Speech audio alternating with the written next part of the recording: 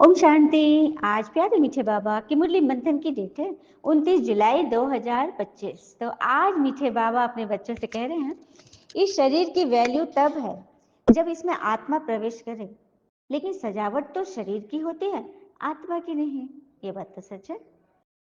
इस शरीर की वैल्यू तभी है ना, शरीर में जान तभी है ना जब आत्मा आती है, लेकिन आत्मा को कोई सजाता ही नहीं, सिर्फ शरीर को सजाते रहते हैं। रविंद्रनाथ टैगोर ने भी अपनी गीतांजलि बुक में लिखा है कि सारा जीवन हमने कैद खाने की दीवारों का रंग रोगन किया। वही बात है, शरीर को ही सजाते रहे, लेकिन उसमें बंद जो आत्मिक पंछी है उस पर उससे बेपरवाह रहे। इसीलिए भगवान आ गए हैं, उनके पिता आ गए हैं, आत्माओं के पिता। वो बता रहे हैं कि आत्मा से बेपरवाह मत हो, लापरवाह नहीं हो। वही तो तुम्हारी मोबाइल रूपी ये डब्बे की सिम है, बैटरी है, उसे चार्ज करो, उसे सजाओ। और वैसे भी घर वापसी में अपना कॉस्ट्यूम खोल कर जाते हैं ना नाटक से।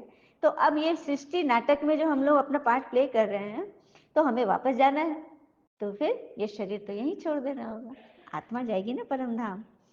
तो बस आ गए हैं बाबा। प्रश्न है, तुम बच्चों का फर्ज क्या है, तुम्हें कौन सी सेवा करनी है? उत्तर, तुम्हारा फर्ज है अपने हमजिन्स को नर से नारायण, नारी से श्री लक्ष्मी बनने की युक्ति बताना।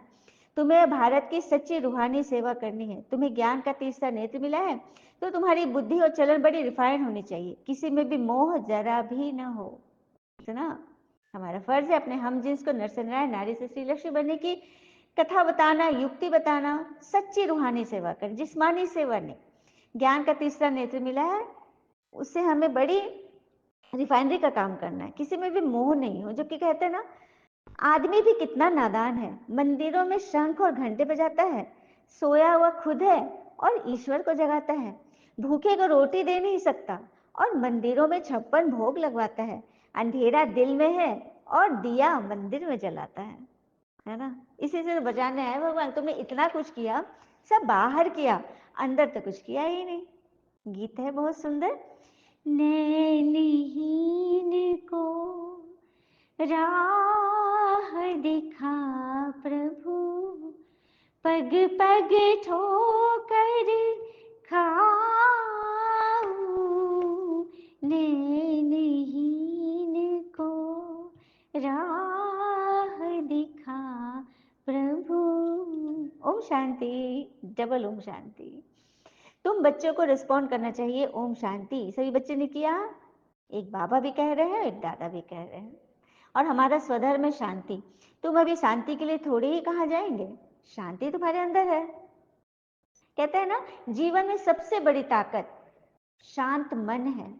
जब कोई आपको अपमानित करता है, गुस्सा दिलाता है या आहत करने की कोशिश करता है, तो याद रखें उसका असर तभी होगा जब आप अपनी शांति खो देंगे। और क्रोध में क्या होता है पता है? क्रोध में हमारी मनस्थिति क्या होती है, मन से ज्यादा, मन में संकल्प ज्यादा चलते हैं, तो सबको पता है, बहुत विचार चलते, लेकिन मन से ज्यादा जुबान चलने लगती है। ये है क्रोध की विकृत परिस्थिति। तो इससे बचना है और शांति चाहिए तो भगवान से जुड़िए। जैसे शरीर के ऑर्गन्स है ना, हाँ, हाथ पैर आंख नाक कान मुंह, उसी तरह आत्मा के ऑर्गन्स है, मन बुद्धि और संस्कार। ठीक है, तो उसे भगवान क्लियर कर रहे हैं। और बाबा अक्षर तो बिल्कुल सिंपल है, दुनिया में प्रभु ईश्वर करके भगवान को याद करते हैं, तो उनसे उतना लव नहीं आता। प्रभु ईश्वर भगवान कह देंगे तो अपने आप को तो बहुत छोटा समझेंगे, भगवान तो बहुत ऊंचा है, तो ऊंचे और नीचे का मिलन कैसे होगा फिर। इसीलिए बाबा कहते हैं, मैं हूं तुम्हारा पिता शिव बाबा। तो शिव को भी हम लोग थोड़ा अलग करके बाबा कहते हैं, अर्थात बाबा हमारे पिता। फैमिलियरिटी का शो हो रहा है, हमारे परिवार है वो, उससे बहुत प्रेम होता है। ठीक है, तो ऐसा करना है, बाबा कह देंगे तो बाबा आएंगे। प्रभु भगवान ईश्वर तो भक्ति वाले लोग भी पुकार रहे हैं, तो किधर जाएंगे बाबा। तो बस आत्मा की सजावट करिए। बाबा कहते हैं, मुझे आत्मा में ज्ञान है, मुझे यह शरीर धारण करनी पड़ती है, शरीर लेना पड़ता है तुमको सुनाने के लिए, शरीर बगैर मैं कैसे सुनाऊंगा। अब ये गीत बजता है, नैनहीन को राह दिखाओ। तो कौन से नैन नहीं है? ज्ञान के नैन नहीं है, चमड़े के नैन तो है, लेकिन ज्ञान का नैन तो भगवान ही आकर देंगे। तीसरा नेत्र तुम्हें अभी मिलता है, हाँ, सारा ज्ञान तीसरे नेत्र में है। मनुष्य मात्र को तो ये ज्ञान ही नहीं है, इसलिए ज्ञान नेत्रहीन कहा जाता है। बाकी ये चमड़े की आंखें तो सभी को है। तुम हो सर्वोत्तम कुल के, तुम जानते हो भक्ति मार्ग और ज्ञान मार्ग में कितना फर्क है। तुम रचता और रचना के आदि मध्य अंत को जानकर चक्रवर्ती राजा बनते हो। जैसे आईसीएस वाले भी बहुत उच्च पद पाते हैं ना, आईसीएस यूपीएससी बीपीएससी देते ऊंचे पद पाते हैं, परंतु यहाँ कोई पढ़ाई से तुम एमपी आदि नहीं बनते। लेकिन यहाँ की पढ़ाई से तुम कोई आईपीएस आईएएस और एमपी नहीं बनोगे, तुम बनोगे देवी देवता, जो कि इन पदों से मतलब इसकी कोई तुलना ही नहीं है। तो ईश्वर हमें वो बनाने आए हैं, तो बनना है ना सभी को दे अभिमानी। दुनिया में तो जाके वोट्स मांगते हैं एमपी बनने के लिए, हाँ। तो यहाँ पे भगवान हमें एक ज्ञान का वोट दे रहे हैं, जिससे हम देवी देवता बन जाते हैं, ठीक है। तो देही अभिमानी बनना सिखलाते हैं बाबा। तुम बच्चे जानते हो अभी हम 100 देवता बन रहे हैं, यह नशा चढ़ा रहना चाहिए। अभी ब्राह्मण है और हम ही फिर देवता बनेंगे, तो यह नशा चढ़ा रहना चाहिए। परंतु यह नशा भी नंबरवार पुरुषार्थ अनुसार ही रहता है। धन का भी नशा होता है ना। अभी तुम बच्चे बहुत धनवान बनते हो, तुम्हारी बहुत कमाई हो रही है, तुम्हारी महिमा भी अनेक प्रकार की है। तुम फूलों का बगीचा बनाते हो। सत्य को कहा जाता है गार्डन ऑफ फ्लावर्स। इसका सैपलिंग कब लगता है यह किसी को भी पता नहीं। सत्य स्वर्ग की सैपलिंग कब लगती है ये किसी को भी पता नहीं है। सभी अपनी अपनी समस्याओं में उलझे हैं और कहते हैं ना, हमारी समस्या का समाधान सिर्फ हमारे पास है, दूसरों के पास तो सिर्फ सुझाव है। तभी तो बाबा समझाते हैं, हम बुलाते हैं ना बाबा को, हे बागवान आओ। हाँ, उनको माली नहीं कहते, वो बगीचे का मालिक है। मालिक तो तुम बच्चे हो, जो अपने अपने सेंटर से गीता पाठशाला या अपने घर को सजा रहे हो, संभाल रहे हो। हाँ, माली अनेक प्रकार के होते हैं, बागवान तो एक ही है, ठीक है। मुगल गार्डन के माली को पगार भी कितना बड़ा मिलता होगा, गार्डन की भी मिसाल है ना, बड़े बड़े गार्डन होते हैं। तो स्वर्ग के आगे तो ये दुनिया के गार्डन कुछ भी नहीं, फूलों का बगीचा, गार्डन ऑफ फ्लावर्स। हाँ, तो वही बाबा कह रहे हैं। फिर बाबा कहते हैं, सत्यनारायण की कथा है तो जरूर नारायण ही बनोगे। तुमने सुना है ना सत्यनारायण की कथा, जिससे नर ऐसी करने के तो श्री नारायण बने और नारी ऐसी करने के तो श्री लक्ष्मी बन जाए। लेकिन वो बनाएगा कौन, विधि क्या है, सिर्फ लिख देने से कोई बन जाएंगे क्या। हाँ, ये कथाएं आदि जो बनाई थे वो सब ड्रामा में नूंद है, फिर भी होगा, आगे भी बनेगा। बाबा बैठ तुम बच्चों को भक्ति और ज्ञान का कंट्रास्ट बताते हैं। अभी तुमको ज्ञान का तीसरा नेत्र मिला है। कहते हैं ना, हे प्रभु अंधों को राह बताओ। भक्ति मार्ग में पुकारते हैं, बाबा आकर तीसरा नेत्र देते हैं, जिसका कोई को पता नहीं है सिवाय तुम्हारे। ज्ञान का तीसरा नेत्र नहीं है तो कहेंगे, तीसरा नेत्र जब नहीं है मनुष्य को तो करेंगे चू चा, धुंधकारी, गलत हरकतें, व्यर्थ की बातें। हाँ, आंखें भी कोई की कैसी होती है, कोई की बहुत शोभावान आंखें होती है, फिर उस पर इनाम भी मिलता है। किस चीज का नाम मिलता है, मिस इंडिया, मिस फलानी, मिस वो। दुनिया में ये सब होते हैं ना। लेकिन तुम बच्चों को बाबा ऐसे ब्यूटीफुल बना रहे हैं, देवी देवता मिसल, जो कि यहाँ की ब्यूटी से तो उसकी कोई मतलब कि आसपास भी नहीं टिकेगा, है ना। यहाँ आर्टिफिशियल ब्यूटी है, स्वर्ग में है नेचुरल ब्यूटी, तो वैसा बना रहे हैं बाबा। जिन बच्चों को ज्ञान का तीसरा नेत्र मिला है उनकी बुद्धि और चलन आदि बड़ी रिफाइन होगी। एक किंग ऑफ फ्लावर शिव बाबा है, किंग ऑफ फ्लावर शिव बाबा है, और ब्रह्मा और सरस्वती किंग क्वीन फ्लावर ठहरे। ज्ञान और याद दोनों में तीखे, तो शिव बाबा है फूल, किंग ऑफ फ्लावर, और ब्रह्मा और सरस्वती किंग क्वीन फ्लावर हो गए। और कहते हैं ना, अच्छे इंसान के साथ भी कई बार गलत होता है, लेकिन उसे एक बात का हमेशा सुकून रहता है कि मैंने किसी के साथ गलत नहीं किया, अपनी नीयत अच्छी रखी, और उसका एवजा तो ईश्वर जरूर देते हैं, ठीक है। इसीलिए फूल बनिए, कांटे नहीं। हाँ, फिर बाबा कहते हैं, अभी तुम्हारा पूजन नहीं है, सिमरन होता है, तुम्हारे पर फूल नहीं चढ़ा सकते। फूल तो तब चढ़े जब शरीर छूटे, और जब शरीर पवित्र होगा तब फूल चढ़ेगा, देवताओं को चढ़ता है। और यहाँ पे लौकिकता में, संसार में, जब शरीर छूटता है तब फूल चढ़ता है, ठीक है। यहाँ सब विष से पैदा लेते हैं, इसलिए तो विकारी कहा जाता है। लक्ष्मी नारायण को कहते ही है संपूर्ण निर्विकारी। तो उनके बच्चे भी तो होंगे, कई पूछते हैं बच्चे तो होते हैं तो संपूर्ण निर्विकारी कैसे। हाँ हाँ, बच्चे होते हैं, परंतु वो योग बल से होते हैं सत्युग स्वर्ग में, भोग बल से नहीं। इसीलिए तो वो देवी देवता हैं, उनकी पूजा होती, क्योंकि वे सदैव पवित्र हैं। फिर बाबा ने गुल बकावली की कहानी में भी बिल्ली का नाम दिखाया, मतलब कहानी का जिक्र किया। तो उसकी कहानी छोटी सी बता देती हूँ। एक गुल बकावली नाम की एक जादूगरनी थी। उसने एक युवक को फंसा के रखा था। वो उसे विवाह करना चाहती, लेकिन वो पसंद नहीं करता था। तो उसको ना किसी तरह से वो ब्लैकमेल करके डरा के अपने पास रखी थी और कही थी कि मैं 5 शायद पहेली बुझाऊंगी, और अगर उसमें दिया बुझ गया, एक दिया जलाती थी, दिया बुझ गया तो तुम्हें मुझसे शादी करनी पड़ेगी। तो ऐसे करके ना वो, नहीं इस युवक से नहीं, हर एक युवक से मैं तो ऐसे ही करके फंसाती थी। उसको पकड़ना था युवकों को, कुछ वो तांत्रिक विद्या कर रही थी। और उसने एक बिल्ली पाल के रखी थी। पहेली पूछती थी, 1-2 पहेली के बाद भी वो चुपके से आके बातें गिरा देती थी। अंधेरा हो जाता था, वो लड़का पकड़ा जाता था। तो ये लड़के को वो पता चल गया बिल्ली के करिश्मा, उसने बिल्ली को ही पकड़ लिया। तो यही है, माया आकर विघन डालती है।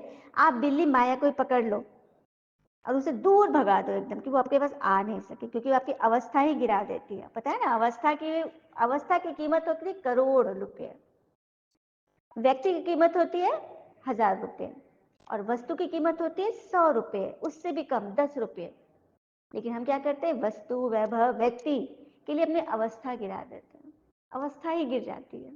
और भगवान को तो अवस्था से ही मतलब है, उनको हमारे व्यक्ति वस्तु चीजों से कोई मतलब नहीं। ये फूल फल दान दक्षिणा जो करते हैं उसे ईश्वर को मतलब नहीं है, ईश्वर को हमारी अवस्था चाहिए। और अवस्था बनती है चार्ट से।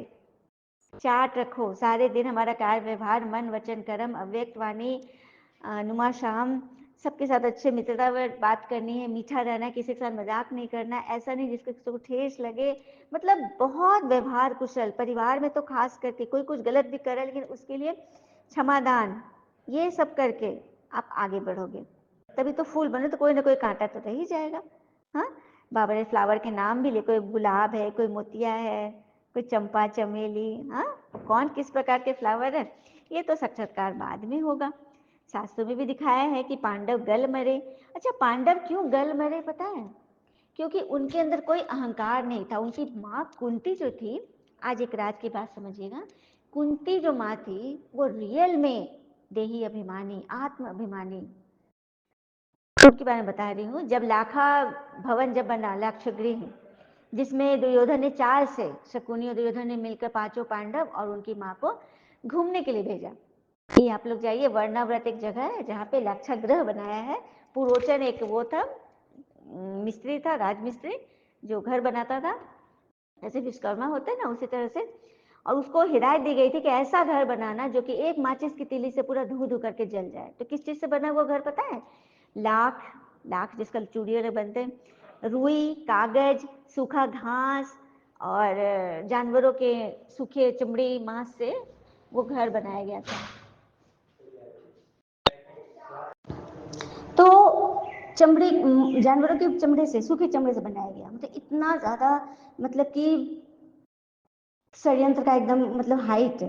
और इन लोगों को पता नहीं था, लेकिन जब इन लोगों को पता चला तो ये लोग वहां से, गुस्सा लगा, ये लोग वहां से बच गए। लेकिन भीम को बहुत गुस्सा आया, तो माँ कहती है कि मैं उससे बदला लूंगा। तो माँ पूरा रो रही है, कह रही है कि इस तरह से भाइयों के बीच इतना मतलब बदले की भावना है, और हम लोग वहां जाएंगे तो वो लोग खुश थोड़ी होंगे। हर पल मतलब मैं डर के साए में रहूंगी, तो मुझे वहां नहीं जाना है। मैं अपने 5 बच्चों के साथ कहीं जंगल में कहीं भी खुश रहूंगी, मुझे उस जगह नहीं जाना है जहाँ पर बदले की भावना हो, और उस भावना से मेरे बच्चे के भी संस्कार बदल जाए, इनके अंदर भी बदले की भावना आ जाए, क्रोध आ जाए। ये मुझे नहीं पसंद है, मुझे ऐसी धन दौलत नहीं चाहिए। और उन्होंने राजमहल का त्याग करके जंगल पे जाना उचित समझा। ये है कुंती माँ। तो वही बात है, तो गल मरे था उनके अंदर किसी भी चीज के प्रति कोई लालसा नहीं, कोई मोह नहीं, शरीर नहीं, कोई राजपाट नहीं। बस वे लोग अपने माँ को बहुत प्यार करते थे और उनके अंदर वही संस्कार था। ये है गल मरे की बात। तो कथाएं तो बहुत बनी है। बाबा कहते मैं ही पतित पावन हूँ, तुम्हारी आत्मा और शरीर दोनों पतित है, अब पावन बनना है। आत्मा पवित्र बनती है तो शरीर भी पवित्र बनता है। अभी तुमको बहुत मेहनत करनी है। बाबा कहते बच्चे बहुत कमजोर है, याद भूल जाती है। बाबा खुद अपना अनुभव बताते हैं, भोजन पर याद करता हूँ, शिव बाबा हमको खिलाते हैं फिर भूल जाते हैं। ब्रह्मा बाबा अपना अनुभव बता रहे हैं, फिर याद आती है। हाँ, अच्छा, मीठे मीठे बच्चों प्रति भगवान की नमस्ते, हम बच्चों के भी प्यारे बाबा को नमस्ते। धारणा के लिए मुख्य सार, पहली पॉइंट, अभी हम पिता द्वारा बर्थ पाउंड बने हैं, हम सो देवता बनने वाले हैं। बर्थ पाउंड अर्थात हीरे, हीरे तुल्य बन रहे हैं। हम ही देवता बनने वाले हैं, इसी नारायणी नशे में रहना है, बंधन मुक्त बन सेवा करनी है, बंधनों में फंसना नहीं है। दूसरी पॉइंट, ज्ञान योग में तीखे बन, माता पिता समान किंग ऑफ फ्लावर बनना है और अपने हमजिन्स की भी सेवा करनी है। वरदान है, अपने सर्व खजानों को अन्य आत्माओं की सेवा में लगाकर सहयोगी बनने वाले सहज योगी भव। अपने सर्व खजाने को अन्य आत्माओं की सेवा में लगाना तो सहजयोगी बनेंगे, और सहजयोगी बनने का साधन है सदा अपने को संकल्प द्वारा, वाणी द्वारा, हर कार्य द्वारा विश्व की सर्व आत्माओं के प्रति सेवाधारी समझ सेवा में ही सब कुछ लगाना। जो भी ब्राह्मण जीवन में शक्तियों का, गुणों का, ज्ञान का व श्रेष्ठ कमाई के समय का खजाना पिता द्वारा प्राप्त हुआ है वह सेवा में लगाओ, अर्थात सहयोगी बनो तो सहजयोगी स्वतः बन जाएंगे। लेकिन सहयोगी वही बन सकते हैं जो संपन्न है। सहयोगी बनना अर्थात महादानी बनना, तो बनना है ना सबको सहयोगी। हाँ, तो सही कर्म करना है। सही कर्म वह नहीं जिसके परिणाम हमेशा सही हो, सही कर्म वह है जिनका उद्देश्य व नियत हमेशा सही हो। स्लोगन है, बेहद के वैरागी बनो, विकारों से उपराम रहो तो आकर्षण के सब संस्कार सहज ही खत्म हो जाएंगे। आकर्षण होता है ना, देखिए सुख में भी आकर्षण है तो दुख में भी आकर्षण है। किसी भी चीज में यदि आप फंस रहे हो, सुख में ज्यादा सुखी हो गए, दुख में दुखी हो गए, एक आकर्षण है। हर चीज में समान रहिए तो फिर आपको कोई चीज हिलाएगा नहीं, फंसाएगा नहीं, क्योंकि ये चक्र है ना, कुछ भी ठहरने वाला नहीं है। सुख भी नहीं ठहरेगा तो दुख भी नहीं ठहरेगा, तो फिर घबराना किस बात का। हाँ, तो हर आकर्षण से जब सहज उपराम हो जाएंगे तब हम बन जाएंगे बेहद के बाबा के बच्चे। अब व्यक्ति इशारे हैं, संकल्पों की शक्ति जमा कर श्रेष्ठ सेवा के निमित्त बनने की। जैसे अपने स्थूल कार्य के प्रोग्राम को दिनचर्या प्रमाण सेट करते हो ना, ऐसे अपनी मनसा समर्थ स्थिति का प्रोग्राम सेट करो तो संकल्प शक्ति जमा हो जाएगी। मनसा समर्थ स्थिति अर्थात मन को हमेशा पॉजिटिविटी से भर दो। चाहे कितनी बड़ा सा कोई अकल्याण हुआ दिखा, लेकिन उसमें भी बहुत बड़ा कल्याण समाया है। कल्याण को ढूंढो ढूंढो, गुणग्राही बनो। अपने मन को समर्थ संकल्प में बिजी रखेंगे तो मन को अपसेट होने का समय ही नहीं मिलेगा। मन सदा सेट अर्थात एकाग्र है तो स्वतः अच्छे वाइब्रेशन फैलते हैं और सेवा होती है। अच्छा, ओम शांति। शुक्र है मुझे बाबा, वो बाबा के प्यारे प्यारे बच्चे, आप सबका जीवन सदैव सुख शांति समृद्धि सफलता संतुष्टि सदा भरपूर रहे और भरपूर करे। ओम शांति बाबा।